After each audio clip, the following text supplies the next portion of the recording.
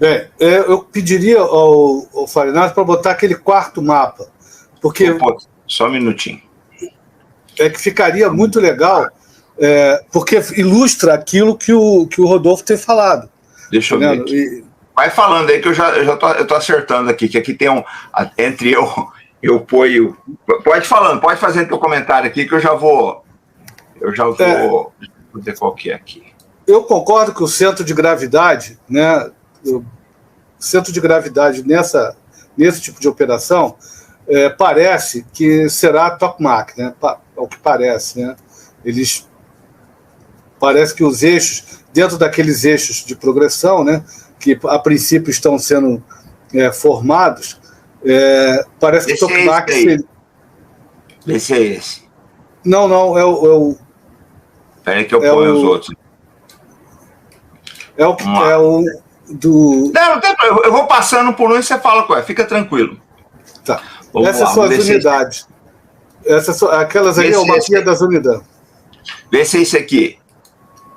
Esse aí serve. Porque... Não, mas eu ponho o outro. É o outro que eu ponho. Peraí. Não serve ele, porque aparece tokamak. Se vocês verem aquele ponto achurado lá, no meio do mapa, vocês... Aqui não dá para ampliar mais. O meu aqui é bem grandão. Sim, opa. Aqui no Arte da Guerra a gente amplia, rapaz. Olha aqui, ó. Tá vendo? Ó? Vocês estão vendo? Tokamak. O que o Rodolfo está falando? O Rodolfo está falando aquelas penetrações. Essas áreas amarelas que estão aparecendo são, vamos dizer assim, os pontos de contato e que é normal, né? Eles vão e voltam, né? Eles fazem o ataque, os russos recuam, né? Contra-atacam, recuperam a posição e fica melhor. Se você descer mais um pouquinho, o Robson, por favor, você vai ver tokamak está mais abaixo. Tokamak está em torno de, a gente diria, em torno de 30 quilômetros, mais abaixo um pouco, para ficar, que vai aparecer aí. Ó. Vai aparecer aí a área, tá vendo? Tokamak é essa área roxa, né, no meio desse rosa, né, dessa área mais rosa, e aí é que está, vamos dizer assim, porque se os ucranianos conseguirem penetrar é uma coisa, tomar tokamak é outra coisa, né? E aí a gente tem que esperar muita coisa acontecer. Mas a ideia qual é? Aí você teria o plano, né? Seria que você poderia separar, né? Vamos dizer assim, o sul, a região de Kherson, né? De Zaporizhia, e você poder continuar a progressão, separar as duas áreas completamente, e aí, quem sabe, derivar para Mariupol ou atingir o Mar de Azov, atingir o Mar Negro, dependendo do que você quer, do que os ucranianos querem fazer. Eu acredito que descer direto para prejudicar as possibilidades de defesa da Crimeia. Esse seria o plano inicial, né? Com relação ao que está acontecendo no momento, eu acho, né, que o nível de perda está elevado. Assim, para o tipo de ofensiva que está sendo feita, e como foi muito planejada, o nível está alto. É comum isso acontecer? Eu diria que não.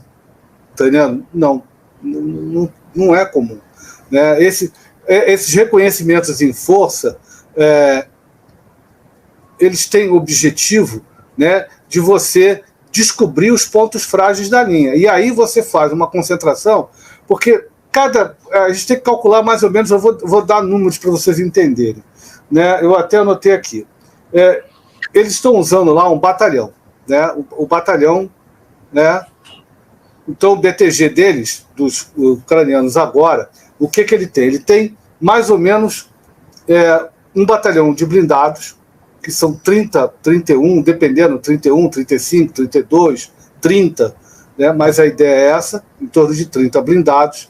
E você tem mais unidades, né? Mais ali as unidades de infantaria, e aí nós temos que especificar entre as unidades de infantaria sobre rodas e sobre lagartas, né? Então, existe essa diferença para o tipo de avanço. Nós costumamos dividir isso. Quando você monta a força-tarefa, ela pode ser forte infantaria, que aí o que você faz? Você coloca um blindado, uma companhia de blindados ou um batalhão de blindados, cercado por 2 ou 3 companhias mecanizadas, né? Ou então 2 companhias mecanizadas, uma companhia blindada.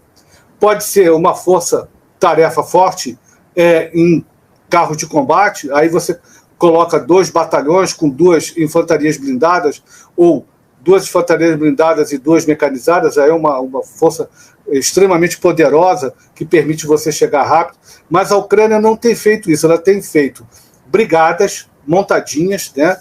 Ela tem as brigadas pesadas, onde ela tem 2 batalhões, e isso é o que nós estamos vendo. Pode ser que não apareça isso lá no terreno, que são 2 batalhões de carro de combate, 2 batalhões de infantaria blindada. Então, você faz uma força-tarefa forte, que a princípio será utilizada, né, para o aproveitamento de êxito e ir o mais longe possível. Tá? O que você tem dentro dessas unidades? Essas unidades, né, elas estão agregando muita coisa junto com elas.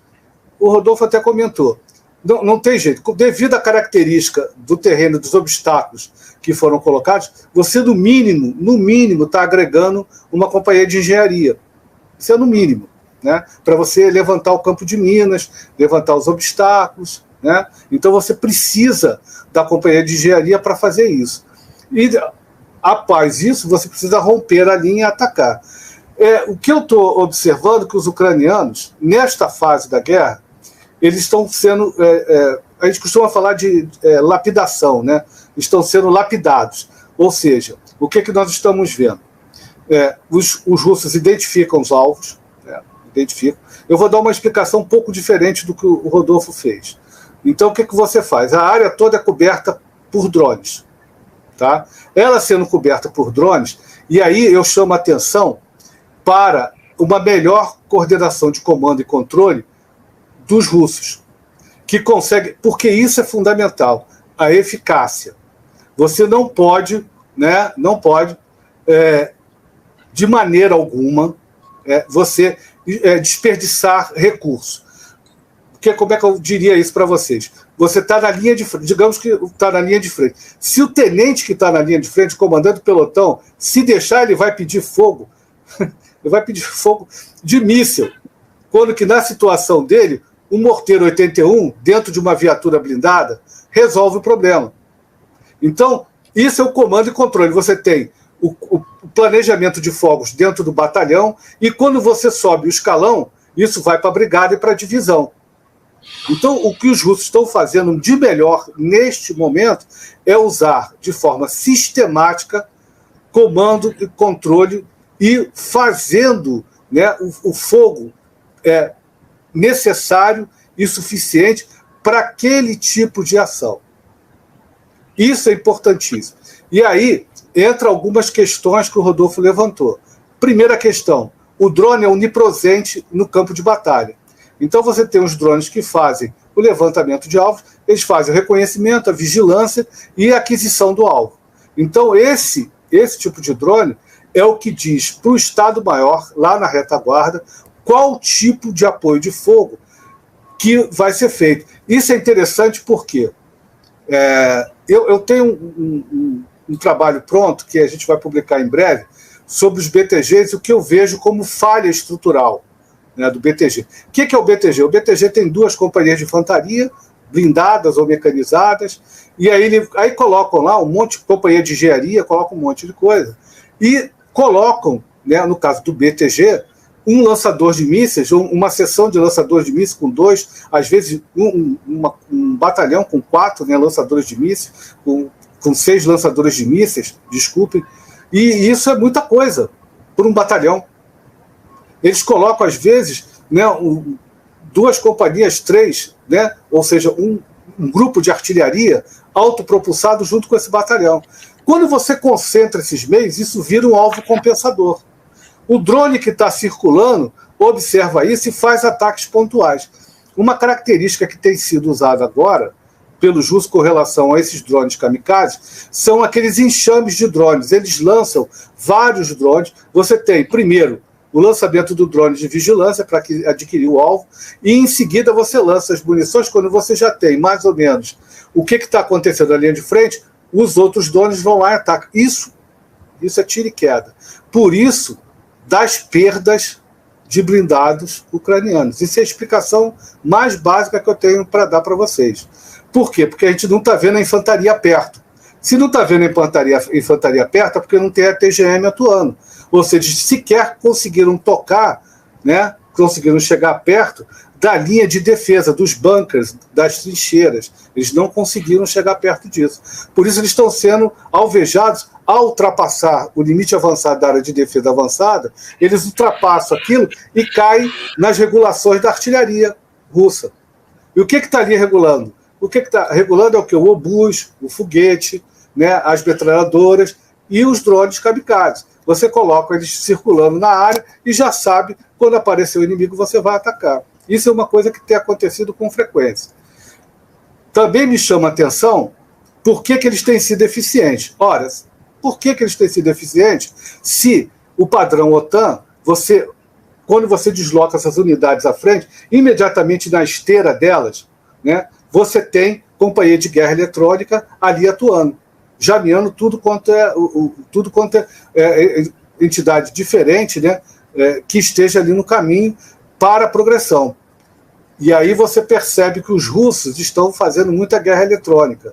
Isso não tem sido comentado, mas é a explicação por que os drones, né, por que a aviação, né, a aviação tática, são não só os helicópteros, mas os aviões que fazem ataque ao solo.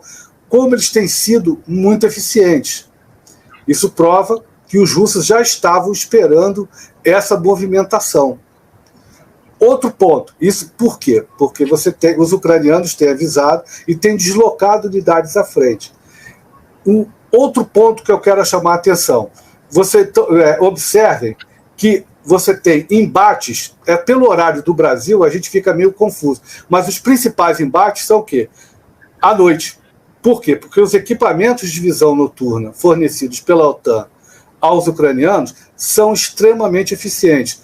É algo, né, que falta aos russos. Os russos não têm em tão grande quantidade assim. Pelo menos é o que as informações que nós temos. O próprio Putin falou que existem equipamentos, inclusive de uso individual, que faltam. Um deles, é claro, equipamento de visão noturna.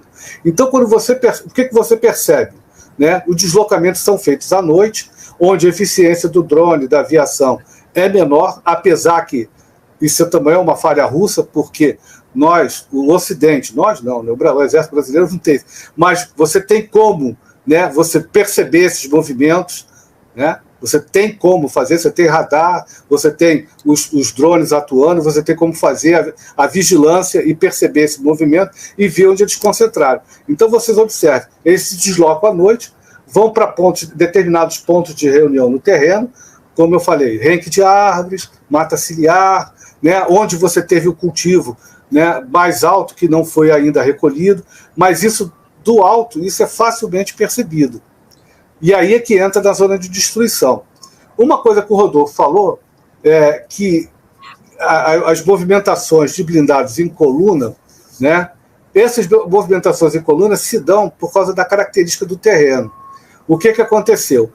Nos últimos dias, isso é característico desse período também, né? Choveu muito, a primavera choveu muito, nós já estamos lá no verão, já choveu pra caramba, e teve, dependendo da região, teve as inundações, tem repercussão de inundação, e isso faz com que eles percorram as estradas. As estradas, né, elas são em cima de taludes. Talude é o quê? Talude é uma terra, né, um terreno que foi levantado, e ali ele recebe a estrada. Então isso se torna um alvo fácil para a aviação, para os drones, até mesmo para a infantaria, perto, que vai atingir, vai fazer um grande estrago. Isso é uma falha, na minha opinião, isso é uma falha no planejamento, na execução do planejamento. Por que eu acho que eles até anteciparam? Na minha opinião, por causa da pressão que os seus aliados da OTAN estão fazendo para que seja deflagrada de qualquer maneira a ofensiva. Né? Aqueles eixos de progressão em dois lados, o Rodolfo falou provavelmente em distração. Eu também considero que existe uma grande possibilidade que Bakhmut seja uma distração. Existe essa grande possibilidade. Por quê? Porque eu compartilho, né, da opinião que o esforço principal vai ser em Zaporizhia e na direção geral de Tokmak. Isso eu compartilho, pelo que a gente está vendo no momento. Eu acredito também que nós temos duas visões, e aqui são duas visões, não só minha, né? E o Rodolfo foi para um lado, eu vou expor as duas. Você tem uma visão que diz, olha, isso aqui é assim mesmo. E os ucranianos estão preparados para esse nível de perdas, para desgastar os russos, e logo em seguida o grosso do exército ucraniano, depois de ter desgastado os russos, vão seguir em frente, vão romper as linhas e atingir os seus objetivos. Isso é uma linha. A segunda linha, né, que diz o seguinte, olha, o nível de perdas ucranianas está elevado e é improvável que você consiga atingir o seu objetivo. Eu acredito, né, que Tokmak seria o centro de gravidade, onde eles poderiam atingir para conseguir romper a linha. O problema é que chegar perto de Tokmak é uma coisa, cercar Tokmak é outra coisa, né, e tomar Tokmak é outra coisa completamente diferente. Até porque é uma cidade que está muito preparada em termos defensivos. Eu acredito que, nesse momento, o Estado-Maior ucraniano está avaliando, né, o que ele vai fazer. Porque quem já participou de manobra de PC, exercícios, né, porque tem a diferença de jogo de guerra e exercício, né, entre exercícios militares, percebe que, às vezes, uma linha de ação alternativa ou subalterna, ela está ali para trabalhar, entrou para a linha principal, se torna a linha principal devido às possibilidades que ela ofereceu.